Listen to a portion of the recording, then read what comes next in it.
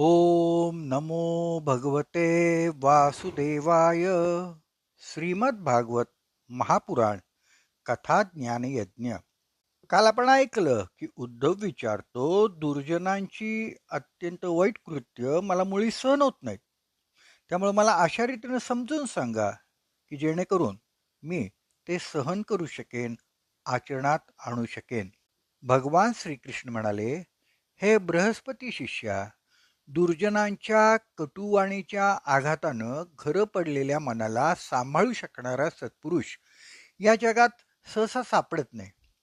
माणसाच्या हृदयाला जेवढी पीडा दुष्टांच्या मर्मभेदी कठोर वाग्बाणाने होती, तेवढे मर्मभेदी बाणानेही होत नाही. उद्धवा, या संबंधी एक मोठा पुण्यकारक इतिहास सांगतात.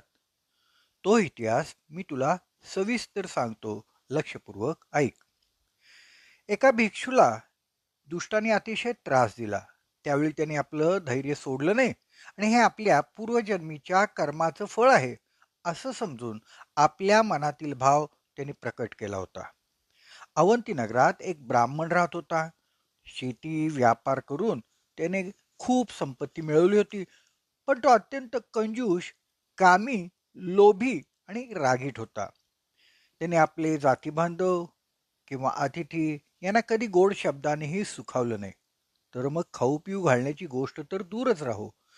कधीही धर्मकर्मे न होणाऱ्या घरात तो राहत असे आणि योग्य वेळी सुद्धा सुखोपभोगाने आपल्या शरीराला सुखी करत नसे. त्याचा कंजूषपणा आणि एक वाईट स्वभाव यामुळं त्याचे पुत्र, कन्या, बंधू, बांधव, नोकर, चाकर, पत्नी इत्यादी सर्वजण दुःखी असत. त्यामुळं ते त्याच्या मनाला बरं वाटेल असं काहीही करत नसत. इहलोक आणि परलोक अशा दोहोंनाही मुकलेल्या आणि यक्षासारखी धनाची केवळ राखण करणाऱ्या त्या ब्राह्मणावर धर्मकर्मांच्या अभावी पंचमहायज्ञांच्या देवता रागावल्या. हे उदार उद्धवा, पंचमहायज्ञांच्या देवतांच्या कोपामुळं त्याचा पूर्व पुण्याचा आधार नाहीसा झाला आणि अतिशय उद्योग आणि परिश्रम करून मिळवलेलं धन ही नष्ट झालं. उद्धवा, त्या अधम ब्राह्मणाचं काही धन त्याच्या कुटुंबियांनी घेतलं, काही चोरांनी चोरून नेलं आणि काही दैवी कोपानं नष्ट झालं, काही काळाच्या प्रभावानं नष्ट झालं, काही तर इतर माणसाने घेतलं आणि उरलं सुरलेलं धन राजानं काढून घेतलं. अशा प्रकारे त्याची सर्व संपत्ती निघून गेली. त्यांनी धर्म जोडला नाही की सुख उपभोगलं नाही. इकडं त्याच्या सोयऱ्या धाऱ्याने सुद्धा त्याच्याकडे पाठ फिरवली. आता त्याला भयानक चिंतेनं घेरलं. धन नाहीसं झाल्यामुळं सतत त्याच काळजीनं त्या बिचाऱ्याच्या मनात खेद उत्पन्न झाला. अश्रूमुळं त्याचा गळा दाटून यायला लागला. परंतु यामुळंच त्याच्या मनात संसाराबद्दलचं उत्कट वैराग्य उत्पन्न झालं. आता तो ब्राह्मण म्हणायला लागला, अरे अरे अरे, मी आजपर्यंत स्वतःला व्यर्थच कष्ट दिले. जे धन मिळवण्याकरता मी कठीण परिश्रम केले, त्या धनाने ना धर्म साधला ना सुखोपभोग मला मिळाले. कंजूष माणसाला धनापासून बहुधा कधीच सुख मिळत नाही. या लोकी तो धन मिळवणं आणि त्याच्या रक्षणाच्या चिंतेनं कष्टी होतो आणि मेल्यानंतर धर्म न केल्या कारणानं तो नरकात जातो. जसं अंगावरील थोडंसं सुद्धा कोड सुंदर स्वरूप बिघडून टाकतं, त्याचप्रमाणे थोडासा सुद्धा लोभ यशस्वी लोकांचं शुद्ध यश आणि गुणी लोकांचे प्रशंसनीय गुण नष्ट करतो. माणसांना धन मिळवणं, त्यात वाढ करणं, ते जपून ठेवणं, ते खर्च होणं, त्याचा नाश होणं किंवा उपभोग घेणं अशा सर्वच बाबतीत परिश्रम, भय, चिंता आणि भ्रम यांच्याशी सामना करावा लागतो. धन प्राप्त करण्याच्या इच्छेनं म्हणजेच अर्थप्राप्तीकरता धडपड केल्यामुळं आपल्याकडं चोरी, हिंसा, खोटे बोलणं, दंभ, काम, क्रोध, गर्व, अहंकार, भेदबुद्धी, वैर, अविश्वास, स्पर्धा, लंपटपणा, जुगार आणि मद्य हे 15 अनर्थ आपोआपच येतात. म्हणून ज्याला आपलं कल्याण करून घ्यायचं आहे अशा व्यक्तीनं अर्थ नावाच्या अनर्थाला लांबच ठेवावं. बांधव, स्त्रिया, वडील, मित्र असे जे जे स्नेहसंबंधानं एकरूप होऊन राहतात ते सर्वजण धनामुळे इतके दुरावले जातात की ते ताबडतोब एकमेकांचे शत्रूच होतात. हे लोक थोड्याशा धनासाठी सुद्धा प्रक्षुब्ध होतात, क्रुद्ध होतात आणि एकमेकांशी स्पर्धा करायला लागतात आणि मैत्री तोडून एकमेकांच्या जीवावर उठतात. देवतांनीही इच्छा करावी असा मनुष्यजन्म आणि त्यात श्रेष्ठ असं ब्राह्मणत्व प्राप्त होऊनही जे त्याचा अनादर करून आपल्या खऱ्या स्वार्थाला तिलांजली देतात ते अशुभ गतीला जातात. मोक्ष आणि स्वर्गाचं द्वार असं मनुष्य शरीर मिळून सुद्धा अनर्थाचे घर असलेल्या धनाच्या कचाट्यात कोणता शहाणा मनुष्य सापडेल? जो मनुष्य देव, ऋषी, पितर, प्राणी, बांधव, कुटुंबीय आणि धनाचे दुसरे भागीदार यांना त्यांचा हिस्सा देत नाही किंवा स्वतःही त्याचा उपभोग घेत नाही, धनाचं रक्षण करणाऱ्या यक्षाप्रमाणे असणारा तो कंजूष अधोगतीलाच जातो. ज्यांनी विवेकी लोक मोक्ष सुद्धा प्राप्त करून घेतात तीच आयुष्य, धन आणि बळ ही साधने मी मूर्खानं धन मिळविण्याच्या प्रयत्नात व्यर्थच खर्च केली. आता वृद्धापकाळी मी काय करणार?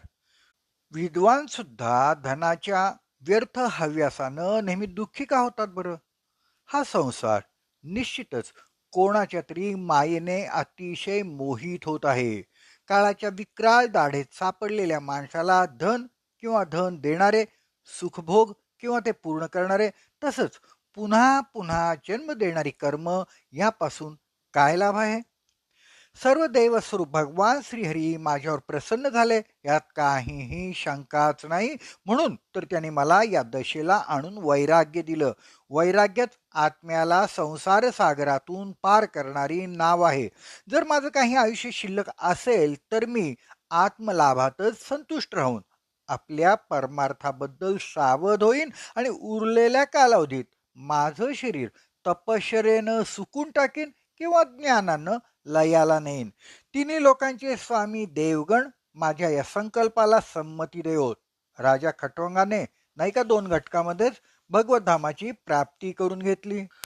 भगवान श्रीकृष्ण म्हणतात त्या अवंती निवासी श्रेष्ठ ब्राह्मणांनी अशा प्रकारे मनोमन निश्चय करून मी माझेपणाची गाठ तोडून टाकली आणि त्यानंतर तो अत्यंत शांत होऊन मौन धारण करून संन्यासी झाला. आपलं मन, आपली इंद्रिये आणि प्राण वश करून कोणतीही आसक्ती न ठेवता तो पृथ्वीवर स्वच्छंदपणे वागू लागला. भिक्षेसाठी तो शहरातही किंवा खेड्यात कुठेही कुणालाही कळणार नाही अशा रीतीने जात असे. उद्धवा, तो अवधूत भिक्षू आता अतिशय म्हातारा झाला होता. त्याला पाहताच दुष्ट लोक निरनिराळ्या प्रकारे त्याला त्रास देत असत.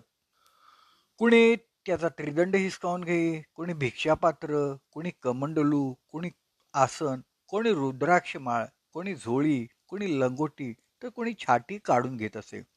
काही जण त्याला वस्तू देऊन तर काही जण फक्त दाखवून पुन्हा त्याच्याकडून हिसकावून घेत. तो जेव्हा माधुकरी मागून गावाबाहेर नदी किनारी जेवायला बसत असे तेव्हा काही नीच लोक त्याच्या डोक्यावर मूत्रविसर्जन करीत तर कधी थुंकत. ते लोक अशा तऱ्हेने त्या मौनी अवधूताला बोलण्यासाठी निरनिराळ्या प्रकारे भाग पाडीत आणि एवढं करून सुद्धा जेव्हा तो काहीच बोलत नसे तेव्हा त्याला ते मारहाण करत. काही जण त्याला चोर म्हणून धाक दाखवत, काही जण त्याला बांधून टाका म्हणून दोरीनं बांधत, काही जण त्याची निर्वत्सना करीत म्हणत याची संपत्ती निघून गेली म्हणून नातलगाने याला घराबाहेर काढले. तेव्हा या लबाडानं धर्माचं सोंग घेऊन हा धंदा सुरू केलाय. हा मोठा तगडा आहे, धैर्याच्या बाबतीत एखाद्या पर्वतासारखा आहे. असं असून मौन धारण करून हा बकसन्यासी आपला स्वार्थ काम साधून घेत आहे. कोणी त्याचा उपहास करीत तर कोणी त्याच्यावर अपानवायू सोडीत. ज्याप्रमाणे लोक पाळीव पक्ष्यांना बांधतात किंवा पिंजऱ्यामध्ये बंद करतात त्याचप्रमाणे ते लोक त्याला बांधत किंवा कोंडून ठेवत. कधी त्याला ताप इत्यादी देहाचं दुःख, कधी थंडी ऊन इत्यादी दैवी कष्ट, तर कधी दुर्जन लोकांनी केलेल्या अपमान इत्यादीमुळं भौतिक पीडा सहन कराव्या लागत तो. हे सर्व आपल्या पूर्वकर्मांचे फळ असल्यानं आपल्याला ते अवश्य भोगलं पाहिजे असं मानित असे. अशा प्रकारे तिरस्कार करून दुर्जन लोक जरी त्याला धर्मापासून च्युत करण्याचा प्रयत्न करीत तरी सुद्धा तो सात्विक ध्येयानं आपल्या धर्माशी एकनिष्ठ राहील आणि तो म्हणू लागला. ब्राह्मण म्हणाला, माझ्या सुखदुःखाला कारणीभूत ही माणसं नाहीत, देवता नाहीत, शरीर नाही, ग्रह नाहीत, कर्म नाही की कालही नाही, मनच त्याला खरं कारणीभूत आहे असं श्रुती सांगतात. तेच जीवाला या संसार चक्रात फिरवीत असते. हे अतिशय बलवान मनच कामक्रोधादी विकार निर्माण करते. त्यामुळे सात्विक, राजस आणि तामस अशी अनेक प्रकारची कर्मे होतात आणि त्या कर्मानुसारच जीवाला विविध गती प्राप्त होते. ज्याचं मन एकाग्र होऊन एकदम शांत झाले त्याला दान इत्यादींची काय आवश्यकता आहे सांग ना. परंतु ज्यांचं मन चंचल असून आळस इत्यादी दोषांनी भरलेलं आहे त्यांनी दानादी कर्मे केली तरी त्याचा काय उपयोग होणार. मन ताब्यात आल्यानंतर इतर इंद्रिये वश होतात. इंद्रिये मनाला वश करू शकत नाहीत कारण मन हा बलवानांच्या पेक्षाही बलवान भयंकर देव आहे. जो या मनावर नियंत्रण मिळवतो तो देवांचाही देव होतो. अविवेकी माणसे या केवळ मनकल्पित शरीराला मी माझं मानून हा मी आणि हा दुसरा या भ्रमानं या शेवट नसलेल्या संसारात भटकत राहतात. मनुष्यच सुखदुःखाला कारणीभूत आहे असं मानलं तरी त्याचा आत्म्याशी काय संबंध. कारण सुखदुःख देणारेही भौतिक शरीर आणि भोगणारे सुद्धा भौतिक शरीरच. एखाद्या वेळी आपल्या दातांनीच आपली जीभ चावली गेली आणि वेदना व्हायला लागल्या तर त्या मनुष्याने कुणावर रागवावे. प्रकृतीच्या पलीकडील आत्म्याला कोणाच्याही द्वारे कोठेही कोणत्याही प्रकारे द्वंद्वाचा स्पर्श होत नाही. जशी नसलेला संसार दाखवणाऱ्या अहंकाराला सुखदुःखादी द्वंद्वे निर्माण होतात असं ज्ञान झालेला योगी कुणालाही भीत नाही. प्राचीन महर्षींनी यापूर्वी ज्या परमात्मनिष्ठेचा आश्रय घेतला होता तिचाच आश्रय घेऊन मी भगवंतांच्या चरणकमलांच्या सेवेनच हा अज्ञानरूपी अगाध संसार पार करून जाईन. भगवान श्रीकृष्ण म्हणतात, त्या ब्राह्मणाचे फक्त धनच नाही तर सगळे क्लेश सुद्धा नाहीसे झाले. आता तो संसारातून विरक्त होऊन संन्यास घेऊन पृथ्वीवर अशा रीतीने भटकत होता. त्याला दुष्टांनी पुष्कळ त्रास दिला तरी सुद्धा तो आपल्या धर्मापासून किंचितही विचलित झाला नाही. मौन धारण केलेल्या अवधूतानं त्यावेळी या ज्ञानाचं चिंतन केलं.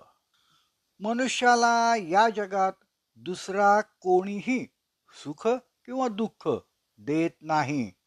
दुसरा दुःख देतो हा त्याच्या चित्ताचा केवळ भ्रम आहे. हे सगळे जग आणि यातील मित्र, उदासीन आणि शत्रू हे भेद अज्ञानानंच कल्पिलेले आहेत. म्हणून बाबा रे, माझ्यामध्ये एकरूप केलेल्या बुद्धीनं मनाला सर्व प्रकारे ताब्यात ठेव. बस सर्व योग साधनेचे हेच सार आहे.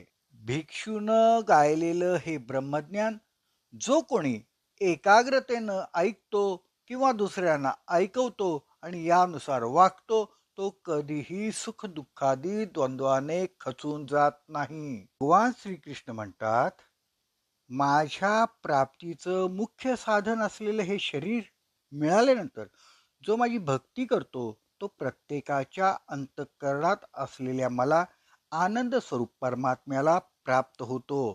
जीव ज्ञाननिष्ठेनं गुणमय जीव योनीपासून कायमचा मुक्त झाला असता वास्तविक नसूनही दिसणाऱ्या केवळ माया स्वरूप गुणांच्या पसाऱ्यात राहून सुद्धा त्यांच्यामुळं बांधला जात नाही. कारण त्या गुणांना वास्तविक अस्तित्वच नाही. जे लोक कामसेवन आणि उदरभरण यांनी संतुष्ट असतात अशा दुर्जनांची संगत कधी करू नये. कारण त्यांचं अनुसरण करणाऱ्यांची अधोगतीच होती. जसा एखादा आंधळा दुसऱ्या आंधळ्याच्या साहाय्यानं वाटचाल करू लागला तर त्याची जशी स्थिती होते तशीच यांचीही होते. गोपाळ कृष्ण भगवान की जय. उद्या पुन्हा ऐकूया श्रीमद भागवत महापुराण कथा ज्ञान